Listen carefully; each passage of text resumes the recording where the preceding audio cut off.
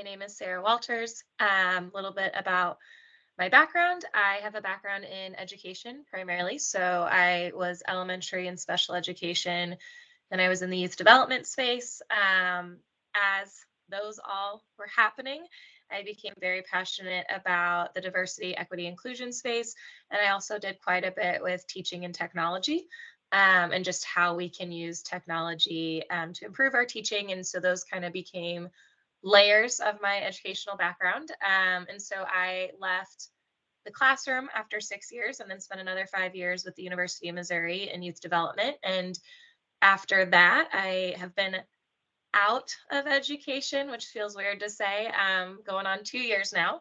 And in that time, I have worked in the consulting space as a part of the Smarter Consulting team, and then more recently out on my own, doing project management and training. Partly because, as you all heard, we have a new adventure in our life. So my husband and I adopted a baby. He was born in August, and so working on what our lives look like with him. So this will be very informal. Please unmute, chat, whatever works for you as we go. But this is a short presentation that I put together that is kind of a combination of all of those things. So when I think about the education space and I think about being inclusive of people of a variety of abilities, specifically with kind of my special education mind there. And then as I learned and have continued to learn more in the technology space and bringing those pieces all together. So I think that, so often when we think about how can we be more inclusive or how can we be more equitable, the to-do list is massive and overwhelming. And there's so many things we're supposed to do because there are so many dimensions of diversity that how can I possibly be inclusive to all of them and all of these changes? And it becomes very, very overwhelming. And it usually requires an entire department or a role or, something where they can say, this person's going to be in charge of this because this isn't something that we can just tackle on the side. And so the intention of what I'm going to show you today is stuff that is doable, is feasible for one person. They're not going to be mind blowing, rocket science, complicated things to change. They're going to be easy, approachable things that you can do and that you can take on regardless of, your background. And so the goal is to think about getting away from this like super urgent, blocked, can't move forward mindset, and what are some little things that we can kind of chip off along the way. So the things that I show you may be beneficial for you individually as a learner and as a professional. These might be things that are exactly what you need, but they also might be things that are cool for you, but not necessary. And then the third possibility is you don't need them, but you might be engaging and interacting with people who do. So their awareness for you when thinking about how you work outwardly. So a couple of things we're going to talk about. This is by no means a full list of all of the things you can do, but these are 7 things that I think are very approachable and accessible for anyone at any tech level to take on and don't require, lots of degrees and certifications in any sort of diversity, equity, inclusion, any of that in order to process and understand the value here. So some of these may be new to you, some of these may be old to you. You may be someone who relies on these things already, in which case I would love to hear any additions or inputs as we talk. If there's ways that you use these things that I don't share, or if there's similar tools that you use for the same purpose, share those as well. Again, this is intended to just be the beginning of the conversation and a few easy things to kind of get us started. So any thoughts, comments, or questions before we dive in about where we're headed today?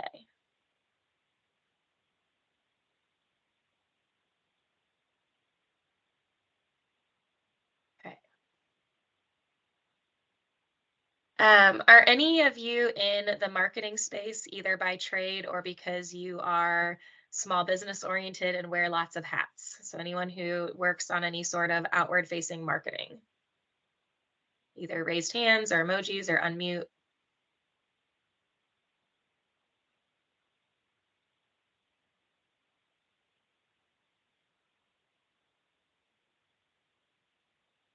Okay.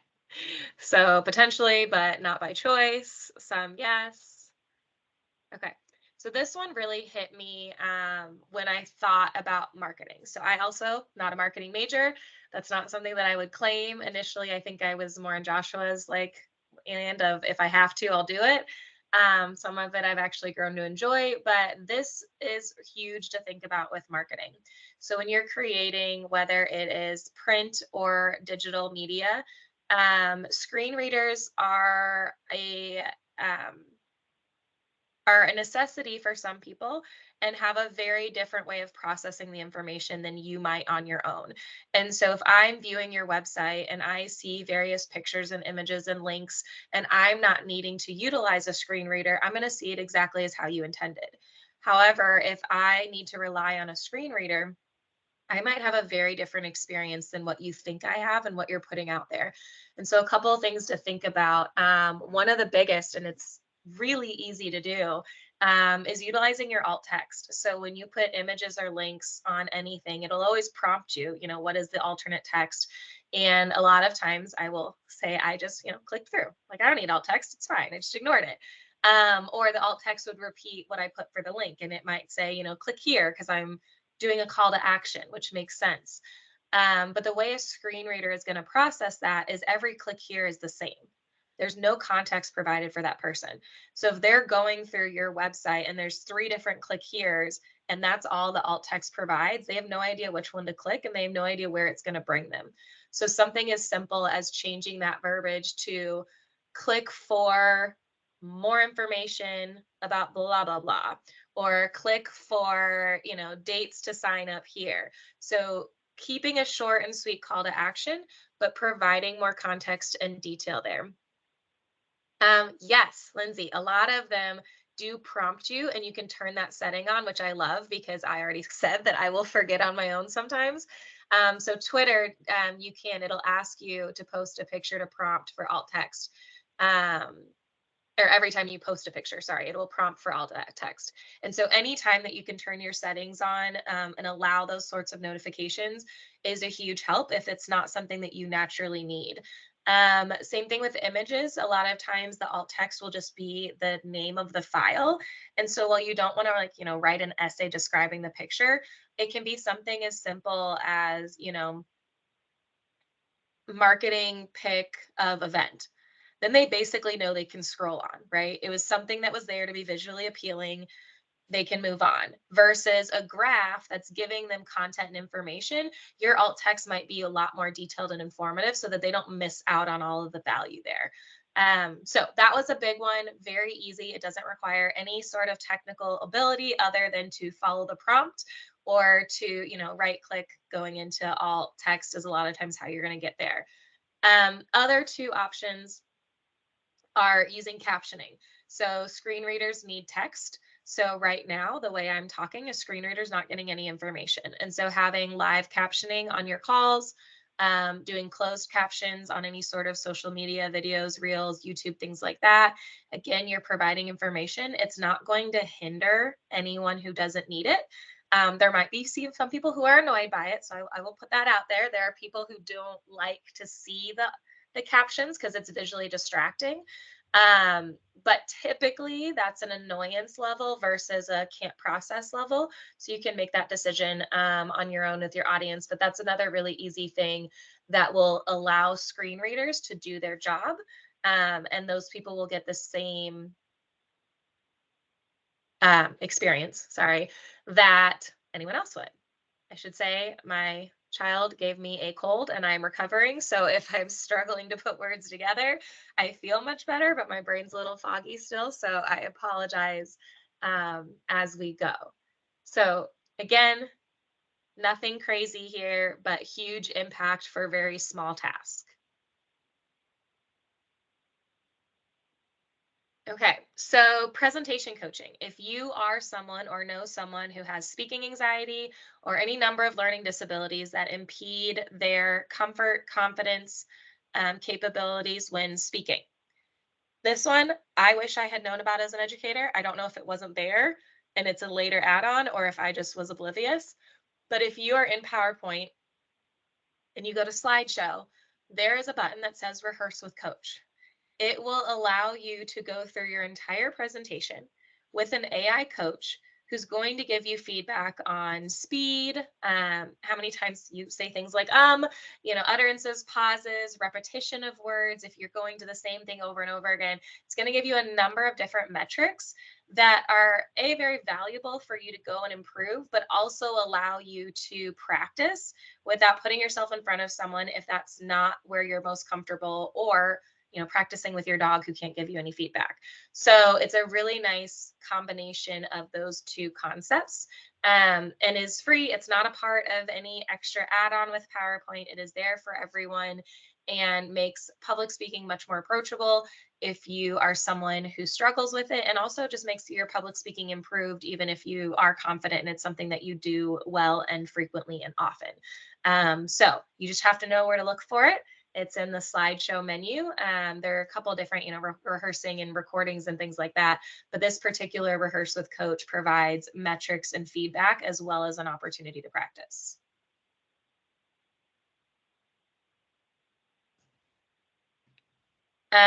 So dictation, again, thinking about people who are going to be more auditory than visual. Lindsay, I still haven't used it, Lindsay. So I say that I found it and I was like, this is so cool.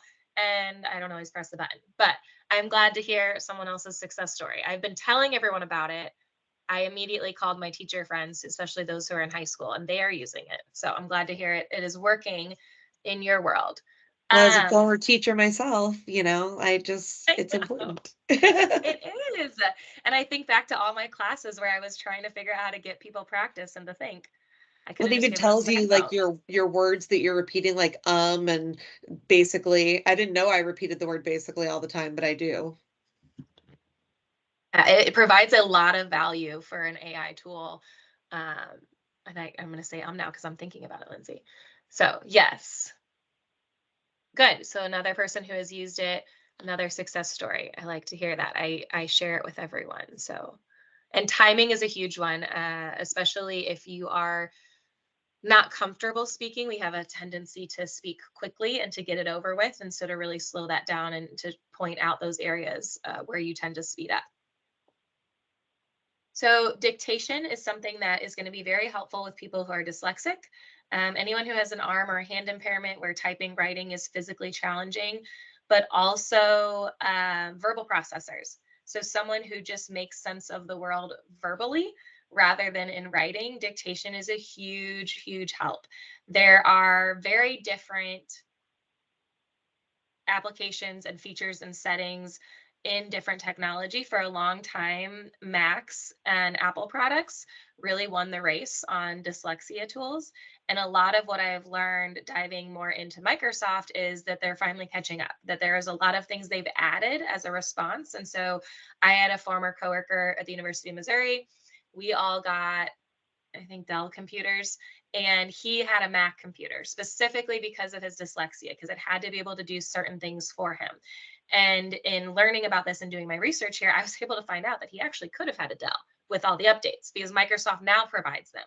But for a long time, they were behind the game there. And so this was something that, he would only ever buy Apple products to ensure it had the same level of dictation and um, help in the not just spell check but grammar check, right? And so knowing what he's trying to say, because it's not always going to be as easily discernible.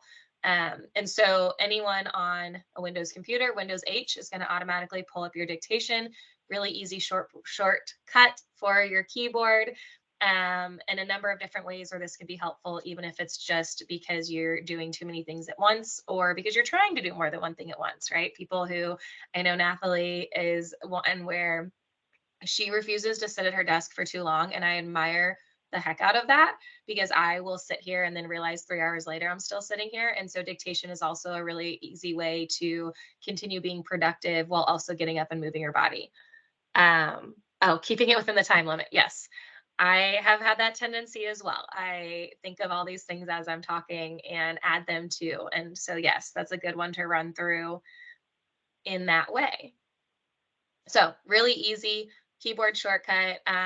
A lot of what I'm sharing today, if you think about how you would present it elsewhere within a community, within your organization, I mean, these are quick tips and tricks, right? These are one and done social media shout outs of things that you may or may not use, but it's really easy to put it out there in a newsletter for someone else to know, hey, this exists, and you're going to make that life easier. And it's going to be more inclusive for them, which is going to build your relationship and make it more likely they come back to you for help with other needs.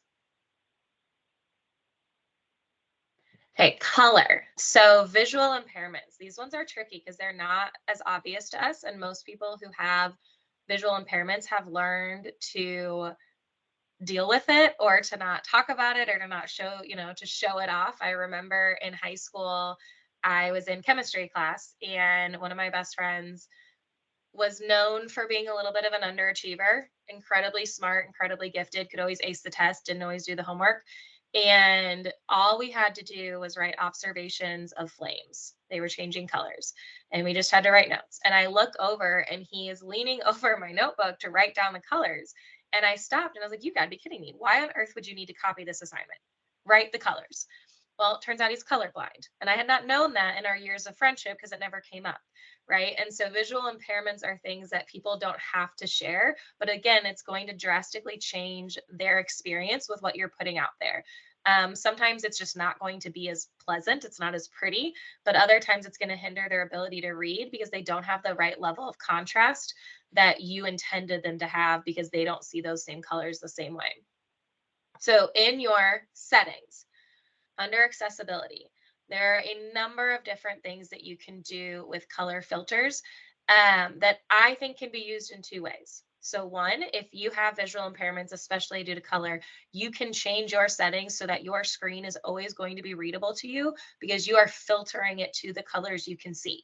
That is going to allow you to be proactive about what you come across, regardless of whether or not the other person on the other side has thought about this themselves. However, if we're proactive on the other side, the person presenting the information, you can also use these same filters to see what your work looks like based on their perspective. So rather than permanently changing your settings, you can go into your settings and you can look at different color filters and view your screen, your flyer, your website, whatever it is, from that color filter and see how much that impacts or alters the experience. And if it totally ruins what you were going for because they can't read it now, or maybe they can technically read it, but it is just in no way appealing, you can arm yourself with that information and make changes proactively so that their experience is stronger. Yes.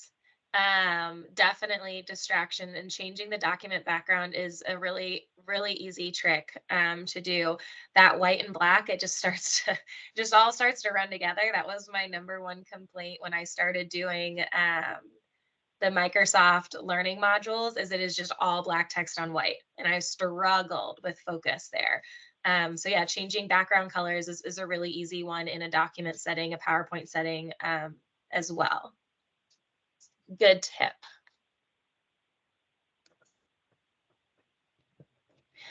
So looking at your accessibility for visual impairments, text size is huge, right? You being able to zoom in and out, knowing how to make something larger so you're not squinting, you're not, finding new glasses, whatever the case is.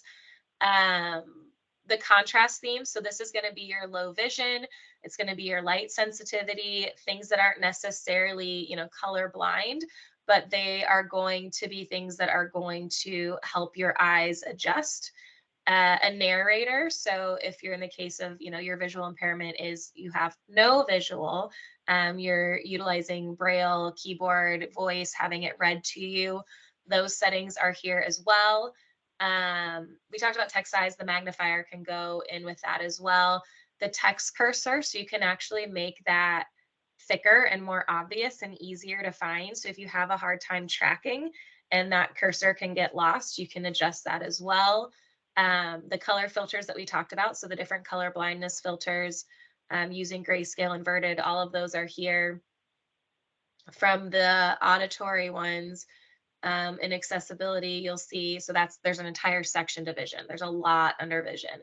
Auditory hearing doesn't have as much, but you can go into captions there, notifications, things like that. And then in our interaction, so voice typing, dictation, we talked about. but there's also an eye tracker and text to speech. And so that was one of the ones that was really important for my friend who has dyslexia, is being able to track and stay focused when words and characters don't stay in alignment for him. So having that text to speech and having that ability to track on his screen is one of the newer things that Windows has and Microsoft have come out with that didn't previously exist. So there are so many things within this accessibility area that, again, two sides here. Maybe it's something that relates to you, that you utilize and you need and will benefit you in your time. But if that's not the case, there's still things to take into account. And yeah, I used marketing as an example because that's an easy reference for something you put out to other people. But this could be involved, think about HR, think about documentation, procedures, orientations, sharing information to clients, to employees, inward, outward, whatever the case is. You are more than likely going to be interacting with someone who has different abilities than you do. And so the more you can be aware of what's in this, toolbox of options, the more you can run things through and think about, okay, have I taken into account visual? Is the text size large enough? Are the colors used, do they show enough contrast?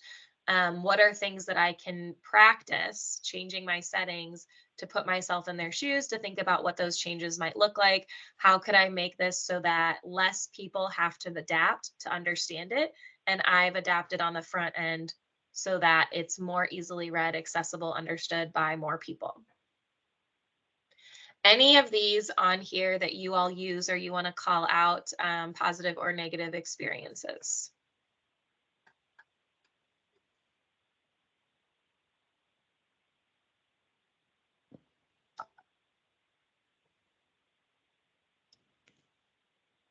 If you think of any, feel free.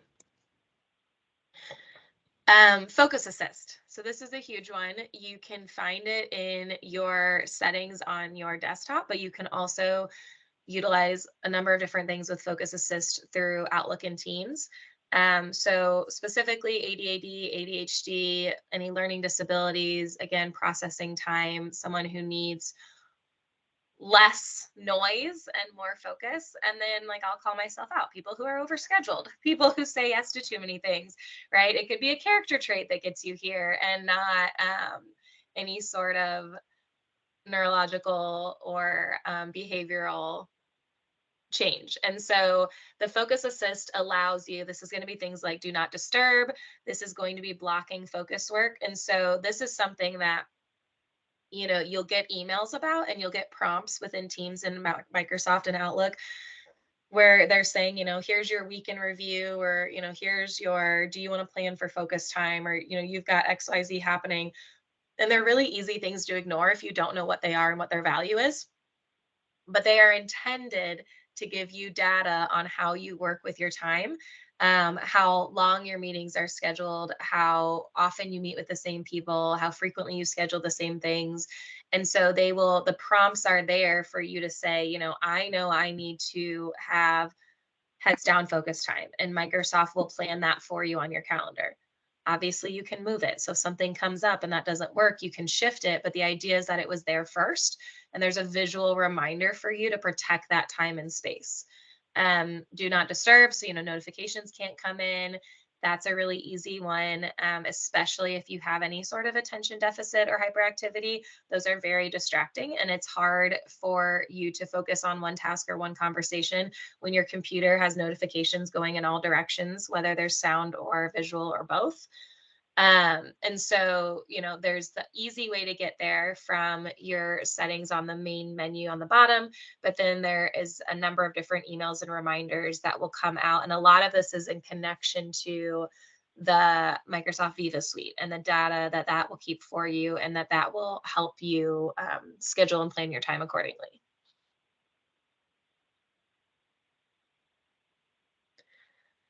So blurred backgrounds. Oh, increased scale size. Yeah, absolutely. That's a good one, Christy. So especially when presenting virtually, and so being able to, rather than put it on your participants to zoom in and zoom out, if you increase your scale size on your end, that's going to set them up for better success. And so that is a system display setting. And so thank you for that screenshot as well to show people. And so that's going to automatically scale up or down depending on what you tell it to do, um, just in that display setting. So right now I don't have my background blurred. And so that might be fine. But for some of you, that could create more distractions because you can see other things around me. I don't have my fan on right now, but I have before. And I've had people who I know are particularly distracted that'll message me like, oh, your fan's spinning. You know, they're looking at other things. I'm giving them other things to look at that don't focus on just me. And so a blurred background is a really easy one, depending on if you're in Teams or Zoom or what your, what your online meeting of choice is or online meeting of choice of the other person. In Teams, it pops up typically right at the very beginning when you join, and it's really easy to toggle on. In all cases, you should always be able to go to settings and define that and to turn that on, even if it doesn't auto prompt you. Some of the platforms will save that in your settings as default. Others, you have to manually do it, each time depending on your level of usage and your account and whatnot. But blurred backgrounds are a really easy way to remove distractions. You can also, of course, have virtual backgrounds, but sometimes those are just as distracting as your real life background because it's placing things around you. And so blurred background is going to probably be your safest choice. And I say probably because there are too many levels of difference on the spectrum that I won't promise you that. But I think it's typically your safest choice to mute the background and the visual distractions. Focus content feature. That's another one. Any specific use cases or feedback or just in general positive experiences with focus content?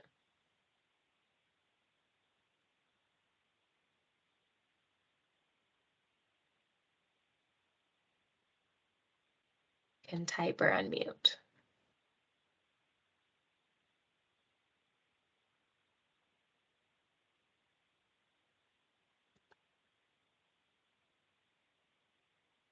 We can come back to that as well. Um, Really easy. Okay. If you're someone who's been on Windows forever, this is going to seem like a really ridiculous thing for me to even put on a slide. But as someone who was on Apple's computers primarily through high school, Apple phones, then came onto Windows and whatnot, um, this was not like it wasn't something I just innately knew. I had to relearn all of my keyboard shortcuts. I had to relearn what buttons did what. And so while this is very obvious and simple, it wasn't something that I was naturally doing. And so just knowing that your Windows key is going to always pull up that settings, those accessibility features, all of that, you've got that one click that it's going to pull up and say, what apps do you need, what's pinned, um, things that you have recently opened, all of those easily found things. So again, trying to minimize the number of distractions, trying to minimize the number of clicks, the number of things that you're looking through and searching through. That one click key is a really important one. Yeah, this meeting where you're presenting, there's a lot of chat. So leaving focus on content is my lifesaver. Absolutely. So turning that on in your display settings. And so that way you're choosing to open the chat versus having that constantly interrupting the conversation and your visual of whatever it is that the speaker has on screen. Thank you. So short and sweet. Those are 7 things that are very accessible, very doable. None of them revolve or involve, sorry, a large degree of knowledge, background knowledge, either tech or on the inclusivity side. But all of those are things that you can do for yourself or for others. Um, Again, this is very much intro 101. This is something I'm very passionate about. I love to talk about. If there are specific use cases or challenges that you've come across that you haven't found answers for, those are things that I love to talk about and to brainstorm and to problem solve with you.